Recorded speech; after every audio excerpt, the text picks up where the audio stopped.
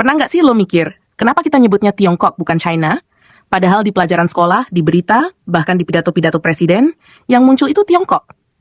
Tapi orang-orang di jalan, atau bahkan di grup WhatsApp keluarga, masih santai aja bilang Cina. Tau nggak? Sebutan Cina itu pernah dilarang secara resmi di Indonesia. Iya, dilarang. Bahkan sampai jadi isu nasional. Nggak main-main loh. Nah, kali ini kita bakal bongkar tuntas kenapa China disebut Tiongkok di Indonesia. Ceritanya panjang, penuh sejarah, ada dramanya, dan percaya deh, bakal bikin lo mikir, wah, serius segitu ribetnya. Tapi sebelum kita masuk ke kisah seru ini, jangan lupa like dulu video ini, subscribe ke channel Kuak Fakta, dan share ke teman-teman lo yang masih suka nyebut Cina dengan semena-mena. Jadi begini, secara internasional, negara ini dikenal sebagai China. Tapi menurut sejarah yang dikutip dari Oxford Reference, istilah China itu kemungkinan besar berasal dari kata Qin, nama dinasti yang berkuasa di Tiongkok sekitar 200 tahun sebelum Masehi. Orang-orang Persia waktu itu menyebutnya Qin, dan dari situlah istilah itu menyebar ke Eropa, jadi Cina. Tapi lucunya, pemerintah Tiongkok sendiri nggak pernah nyebut negaranya Cina.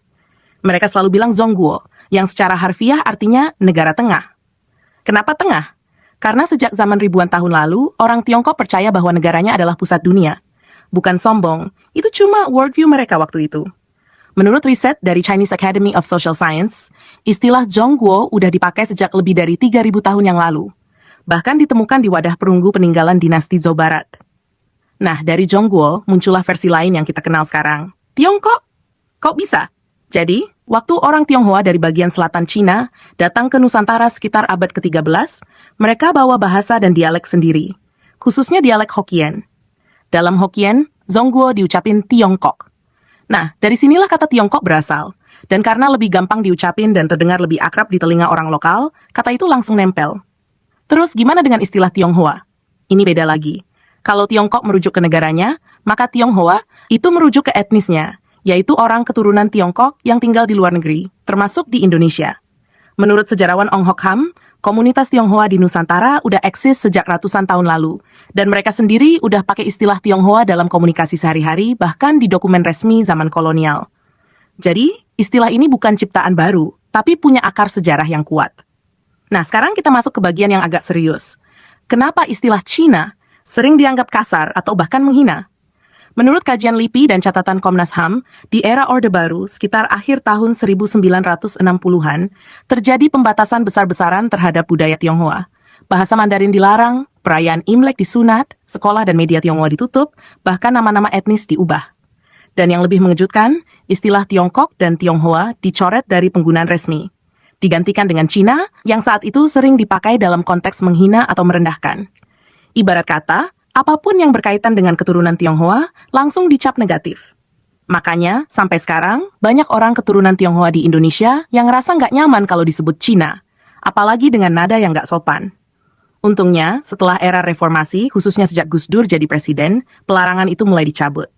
Menurut Kepres tahun 2004, istilah Tionghoa Jia dan Tiongkok secara resmi dipulihkan penggunaannya di Indonesia. Sekarang, kalau lo lihat berita di TV atau baca dokumen pemerintah, yang dipakai adalah Tiongkok untuk negara dan Tionghoa untuk etnisnya. Masalahnya, di masyarakat masih banyak yang salah kaprah. Menurut survei Litbang Kompas, lebih dari 2/3 responden masih bingung bedain antara Tiongkok dan Tionghoa. Bahkan ada yang pikir keduanya cuma versi sopan dari Cina, padahal maknanya beda total. Dan ini penting buat kita lurusin bareng-bareng. Karena penyebutan yang salah itu bukan cuma masalah bahasa, tapi juga bisa jadi bentuk ketidaksensitifan sosial. Apalagi di negara yang beragam kayak Indonesia. Oh iya, ada beberapa fakta menarik yang mungkin belum lo tahu juga. Pertama, menurut British Museum, istilah China juga dipakai buat menyebut porselen, alias keramik mahal. Karena dulu, Tiongkok adalah satu-satunya negara yang bisa bikin porselen super halus yang bikin bangsawan Eropa ngiler. Kedua, istilah Tiongkok dan Tionghoa ini unik banget karena cuma populer di Indonesia dan sebagian Asia Tenggara. Di negara lain, semuanya tetap nyebutnya China dan Chinese. Jadi ini adalah bentuk adaptasi lokal yang langka. Ketiga, menurut sejarawan Leo Suryadinata, hubungan antara Tiongkok dan Indonesia udah terjadi sejak abad ke-7, melalui pelayaran, perdagangan rempah, sampai kunjungan Laksamana Cheng Ho ke Jawa dan Sumatera. Jadi, interaksi budaya kita itu udah ribuan tahun, bukan cuma soal ekspor TikTok dan pabrik sepatu. Nah, gimana? Sekarang lo udah ngerti kan kenapa kita bilang Tiongkok bukan Cina? Dan kenapa penting banget buat ngerti bedanya dengan istilah Tionghoa?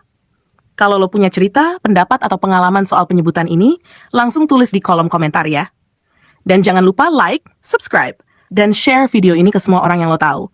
Biar makin banyak yang tercerahkan. Fakta itu seru, asal kita tahu cara nyeritainnya.